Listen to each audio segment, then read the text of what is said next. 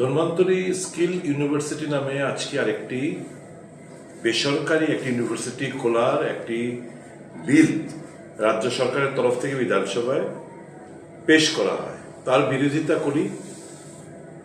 আমরা বলি যে এই সমস্ত জালি কোম্পানিগুলো ইউনিভার্সিটির নামে ব্যবসা প্রতিষ্ঠানগুলোকে রাজ্যে যেন সুযোগ না দেওয়া হয়, কারণ ইতিমধ্যে যে যা যা যা ক্রেডেনশিয়ালস দরকার কিছুই তাদের নেই। এইগুলো হচ্ছে পুরো জালি ভুইফোড় কিছু ইউনিভার্সিটির নামে ব্যবসায়ী মনোবৃত্তি নিয়ে কিছু প্রতিষ্ঠান রাজ্যে ঘোরাঘুরি করছে। এবং এই সেশনে গত 20 তারিখ আপনারা দেখেছেন তিনটি বেসরকারি ইউনিভার্সিটি বিল পাশ করেছে গায়ের জোরে, এবং আজকেও এই ধন্বন্তরী স্কিল ইউনিভার্সিটি নামে একটি বিল এখানে তারা পাশ করতে চেষ্টা করেছে, যার প্রতিবাদে আমরা ওয়াকআউট করি। আমরা জাস্ট এইটুকু দেখবেন, আমি ইয়েলো মার্ক করে রেখেছি, লেখা দেয়ার ইজ নো ইউনিভার্সিটি। এটা হচ্ছে এই অ্যাকর্ডিং টু যে NIRF এর যে ranking, there is no university in the name of Dhanvantari skill university. এই নামে কোন ইউনিভার্সিটি কোথাও কোনো রেজিস্টার্ড নেই। এটা তখন মন্ত্রী বললেন এটা স্টার্ট আপ করতে যাচ্ছে। তো স্টার্ট আপ করতে গেলে রাজ্যের বেকারদের, রাজ্যের যারা শিক্ষাবিদরা রয়েছে তাদের দিয়ে তোমরা স্টার্ট আপ করো, আমাদের কিছু বলার ছিল না।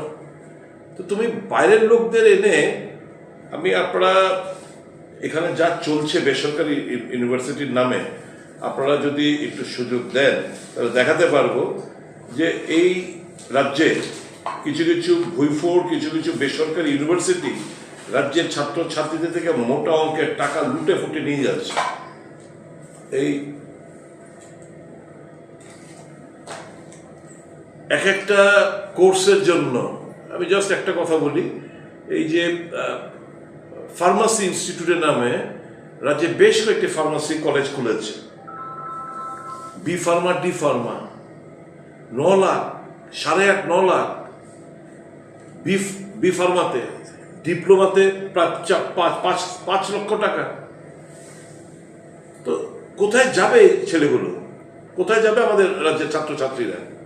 কাজে এই সমস্ত অসাধু ব্যবসায়ীরা শুধু সার্টিফিকেট প্রদান করার লক্ষ্যে, যেটা হচ্ছে কলা পাতা, তা কোনো মূল্য নেই, এই সমস্ত ইউনিভার্সিটি খোলার জন্য সরকার টাকার বিনিময়ে, বলবো না তো, এত যুক্তি তর্ক দেওয়ার পরেও কি সেরকম মধু এদের মধ্যে পেল যে এদেরকে এখানে ব্যবসা করার জন্য ইউনিভার্সিটি খোলার নামে একটা সুযোগ করে দিচ্ছে? তাহলে হচ্ছে পরিষ্কার বোঝা যাচ্ছে ডাল মে কুচ কালা হ্যায়। নয়তো ছাত্রছাত্রীদের ভবিষ্যৎ নিয়ে এরকম ভাবে একটা সরকার ছিনিমিনি খেলতে পারে? এটা দুঃস্বপ্নেও তো ভাবা যায় না। এ তো পাপ করছে এরা। আমরা বলেছি যে আমরা এই পাপের অংশীদার আমরা হতে চাই না। আমরা তাই এই বিলটা যখন পাশ করার চেষ্টা হচ্ছে, আমরা ওয়াকআউটের মাধ্যমে বেরিয়ে এসেছি।